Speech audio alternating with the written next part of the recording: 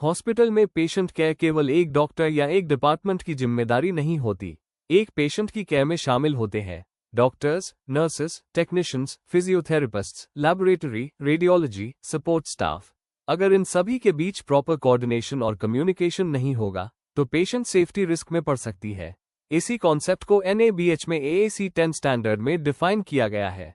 आज की ट्रेनिंग में हम समझेंगे AAC 10 स्टैंडर्ड क्या कहता है, असेस अ पेशेंट फाइल्स और हॉस्पिटल सिस्टम में क्या चेक करता है, हॉस्पिटल्स कौन सी कॉमन मिस्टेक्स करते हैं और हॉस्पिटल को AAC 10 कंप्लायंट कैसे बनाना है।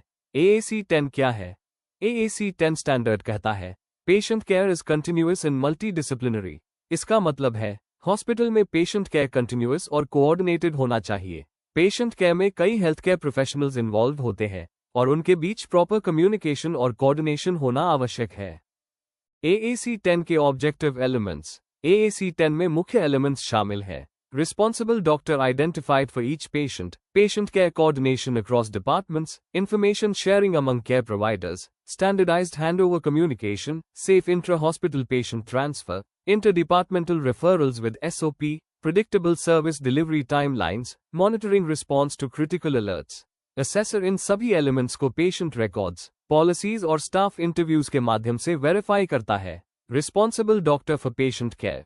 AAC 10 की पहली रिक्वायरमेंट है हर पेशेंट के लिए एक रिस्पॉन्सिबल डॉक्टर आइडेंटिफाई होना चाहिए। भले ही पेशेंट केयर एक टीम प्रोवाइड कर रही हो, लेकिन पेशेंट रिकॉर्ड में एक ट्रीटिंग डॉक्टर क्लियरली मेंशन होना चाहिए। इससे अकाउंटेबिलिटी और रिस्पॉन्सिबिलिटी क्लियर रहती है। Coordinated patient care. हॉस्पिटल में पेशेंट केयर कई सेटिंग्स में होता है जैसे OPD, emergency ward, ICU, diagnostic departments. AAC 10 के अनुसार इन सभी डिपार्टमेंट्स के बीच केयर कोऑर्डिनेशन होना चाहिए। Communication between care providers. Patient care के दौरान इंफॉर्मेशन शेयरिंग बहुत महत्वपूर्ण होती है। यह इंफॉर्मेशन शेयर की जा सकती है केस शीट एंट्रीज के माध्यम से, electronic medical records, EMR, clinical meetings, multidisciplinary rounds. इससे पेशेंट ट्रीटमेंट कंसिस्टेंट और सेफ रहता है। Multidisciplinary team approach. कुछ कॉम्प्लेक्स पेशेंट्स के लिए मल्टीडिसिप्लिनरी अप्रोच जरूरी होती है। उदाहरण ICU patients, cancer patients, trauma patients. इन केसेस में डिफरेंट स्पेशलिस्ट्स मिलकर ट्रीटमेंट प्लान डिसाइड करते हैं। Standardized handover communication.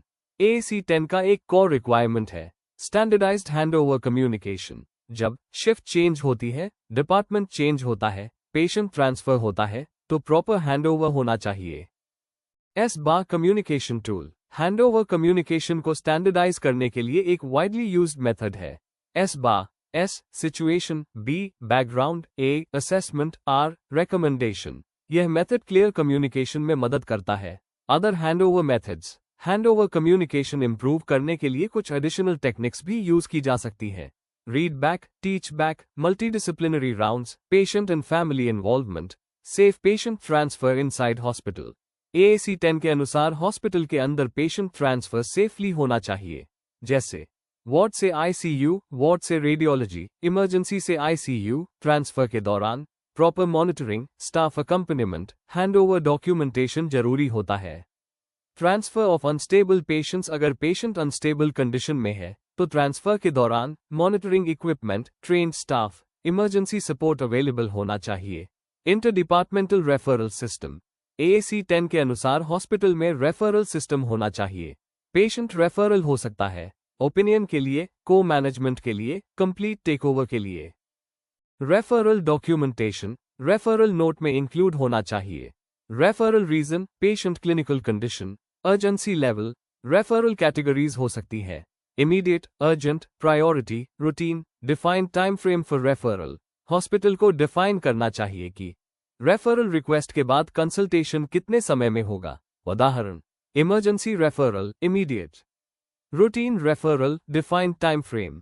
Predictable service delivery. AAC 10 का अचीवमेंट एलिमेंट है हॉस्पिटल को प्रिडिक्टेबल सर्विस डिलीवरी इंश्योर करनी चाहिए।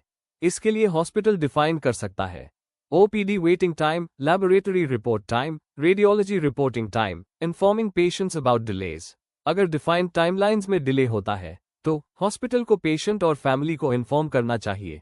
इससे ट्रांसपेरेंसी मेंटेन होती है, पेशेंट सेटिस्फैक्शन इंप्रूव होता है। Response to critical alerts. AAC 10 का एक्सीलेंस एलिमेंट है हॉस्पिटल को इंश्योर करना चाहिए कि क्रिटिकल अलर्ट्स पर टाइमली एक्शन लिया जाए। क्रिटिकल अलर्ट्स हो सकते हैं critical lab values, critical imaging findings, documentation of clinical response. Critical alert मिलने के बाद ट्रीटिंग डॉक्टर को क्लिनिकल इंटरवेंशन करना चाहिए। यह इंटरवेंशन प्रोग्रेस नोट्स या मेडिकेशन ऑर्डर्स में डॉक्यूमेंटेड होना चाहिए। Monitoring critical alert response. Hospital को पीरियोडिकली रिव्यू करना चाहिए। Critical alert response time, clinical intervention appropriateness, इससे पेशेंट सेफ्टी इंप्रूव होती है। कॉमन एनसी इन AAC10। AAC10 में अक्सर ये नॉन कन्फॉर्मिटीज देखी जाती है।